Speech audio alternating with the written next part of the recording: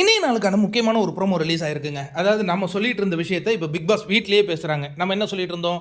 ஆ அரோரா சின்க்ளேயர் அப்படிங்கிற அவங்க வந்து இதுவரையும் பிக் பாஸ் வீட்டில் வேலை செய்து நம்ம பார்த்ததே இல்லை. ஏன்னா கிச்சன் டீமில் நீங்கள் பார்த்துருக்கீங்களா? 10 வாரங்களாகுது அவங்க இதுவரையும் கிச்சன் டீமுக்கு கான்ட்ரிபியூட் பண்ணதே இல்லை. அங்கே வந்து ஒரு வேலையும் செய்ததில்லை. இரண்டாவதாக பார்த்தீங்கன்னா வெஷல் வாஷிங் நீங்கள் பார்த்துருக்கீங்களா? வெஷல் வாஷிங் அவங்கள பார்த்துருக்க மாட்டீங்க. அந்த பிக் பாஸ் வீட்லேயே ரொம்ப கஷ்டமான வேலை கிச்சன் அண்ட் வெஷல் வாஷிங் தான். அதுலேயும் வந்ததில்லை. அதுக்கு என்ன அவங்க காரணம் சொல்லிட்டாங்கன்னா, எனக்கு அலர்ஜி, அதனால் என்னால் பண்ண முடியாது அப்படின்னு சொல்லி 10 வாரமாக இருக்காங்களாம். அப்போ சாண்ட்ரா என்ன சொல்கிறாங்கன்னா, இதேமாரி அலர்ஜி உள்ளவங்களாம் இருந்திருக்காங்க. கேமி அவங்களுக்குலாம் அலர்ஜி வந்திருக்கு. எல்லாம் க்ளவுஸ் போட்டுக்கிட்டு பண்ணுவாங்களே, ஏன் இவங்க அது கூட பண்ண மாட்டாங்க? அதற்கு அடுத்ததாக பார்த்தீங்கன்னா, இந்த வெஷல் வாஷிங்க்கு அப்புறம் கஷ்டமான வேலை என்னென்னா, அந்த க்ளீனிங் ஒர்க்குக்கு அடிக்கடி வந்து ஒரு சூப்பர்வைசர் மாதிரி வருவாங்க. வந்த உடனே அவங்களுக்கு அடிமைகள் போல் 2-3 பேரை செட் பண்ணிப்பாங்க. அவங்க அந்த வேலையை செய்வாங்க. இவங்க சூப்பர்வைஸ் பண்ணிட்டு போயிடுவாங்க. இதுதான் நடந்துக்கிட்டு இருக்கு. இல்லை பாத்ரூம் கிளீனிங்கிற பேரில் அங்கே போய் அந்த வேலையும் பார்த்ததாக இல்லை அப்படிங்கிற ஒரு விஷயத்தை அமித் சொல்கிறாரு, சாண்ட்ரா சொல்கிறாங்க.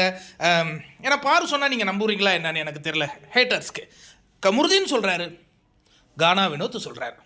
10 வாரங்களாக இந்த வீட்டில் எந்தவித வேலையும் பார்க்காம ஒரு போட்டியாளர் எவ்வளவு சஃபஸ்டிகேட்டடாக இருந்திருக்காங்க. இப்போ ஒரு வாரம் பார்த்தீங்கன்னா சாம்பார் ஸ்குவாடுன்னு இருந்தது. அப்போ பெண்கள்னால் இவங்க விஜய் பாரு, திவ்யா, சாண்ட்ரா அண்டு வியானா இவங்க மட்டுமே சமைத்தார்கள்.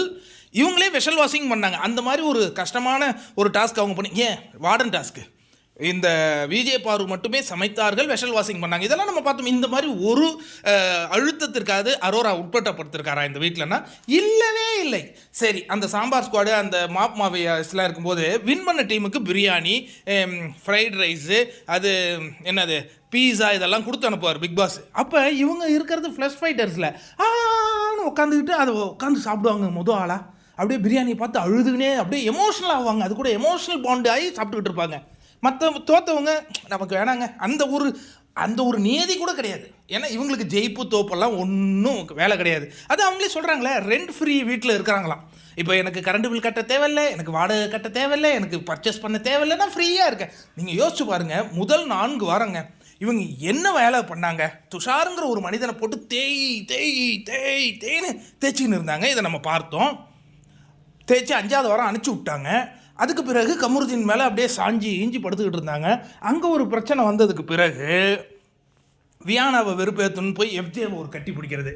அதுக்கப்புறம் நான் கமருதீன் நம்மக்கிட்ட பேசவே மாட்டான். சரி, கமருதீனுக்கு யார் பிடிக்காது? சபரியை. அப்போ சபரியை போட்டு ஒரு கட்டி பிடி, அப்படியே மேலே ஏறி உட்காந்துக்கிறது, கட்டிக்கிறது. இந்த மாதிரியான வேலைகள் செய்து கொண்டிருக்கும் அரோரா சின்க்ளேரை இப்போ அஜந்தாவுடன் சில பேர் தூக்கி பிடிக்கிறாங்கன்னா என்ன காரணம் அப்படின்னா, விஜய் பார்வை தோக்கடிக்கணும். இவங்க சபரி எதிர்த்து பேசுகிறான், நமக்கு அவனுக்கு ஆதரவு கொடுப்போம், ஆர்மி ஆரம்பிப்போன்னு போனாங்க. அவன் அந்த விஜய் சேதுபதி ரோஸ்ட் பண்ணதுலேருந்து எனக்கு குணா குகை போகுதுன்னு கட்டி உக்காண்டாப்புல. அதுக்கப்புறம் அவர் வெளில வரல. அதுக்கப்புறம் வந்து விக்ரம் வந்து பயங்கரமாக எதிர்க்கிறான், மார்க்கிங்லாம் பண்ணுறான், பயங்கரமாக பண்ணுறான். அவனை நம்ம மாதிரி போட்டு வந்தாங்க. அவனே மொட்டை கடிச்சா சொன்னால் ஐ எம் சீக்ரெட் லவ் பாருன்னு சொல்லிட்டு பாரு கூட சரண்டர் ஆகிட்டான். உடனே அவனையும் விட்டாங்க. திவ்யா எதிர்க்குது வா அப்படின்னா திவ்யாவும் ஒன்றும் எதிர்க்கல, போயிடுச்சு. இப்போ யாரோட நம்மனா இப்போ அரோரா சின்க்ளேர். அது 1000 விஷயம். அந்த பிக் பாஸ் வீட்டில் அவ்வளவு எல்லா பசங்களோடும் சந்தோஷமாக இருக்கட்டும், கட்டி பிடிச்சிக்கிட்டு அலையிட்டோம், அதெல்லாம் எங்களுக்கு பிரச்சனை இல்லை. பார்வை எதிர்க்கிறாங்களா, நாங்கள் அவங்களுக்கு ஆதரவு தருவோம். என்ன மண்ணிலை இதுன்னு நான் கேட்குறேன். பார்வெலாம் பார்த்திங்கன்னா டே 1லேருந்துங்க இந்த ஷோவுக்காக எஃபெக்ட் போட்டு இவ்வளவு கஷ்டப்பட்டு கண் அடி வாங்கி கண் வீங்கி இவ்வளோ விஷயங்கள். அந்த பொண்ணு பரிதாபத்துக்குரியது இல்லையா? சக்காலத்தி சண்டை போடுற இது அரோரா சின்க்ளேர் பெரியாலாம். இப்போ தெரிஞ்சு போச்சு இவங்க பேசுகிறதுலேருந்து ஒரு வேலை செய்யாத இது என்னது ரெண்ட் ஃப்ரீ வீட்டுக்கு வந்தது போல் இருந்து கொண்டு ஆண்களிடம் மகிழ்ச்சியாக இருந்து கொண்டு ஒரு பெண்கள் கூட இது ஆதிரியை தவிர்த்து வேறு யார்ட்டையும் நீங்கள் பழகி பார்த்துருக்க முடியாது. ஆதிரியக்கிட்ட கூட என்ன பழக்கம்னு எனக்கு தெரியல. இந்த மாதிரியான ஒரு கேரக்டரை தூக்கி பிடிப்பதை குட் ஆர் குட் ஹெல்த் மாதிரியான நேர்மையான சேனல்கள் என்ன பண்ணும்? இந்த மாதிரி தான் முகத்திரையே கழிக்கும்.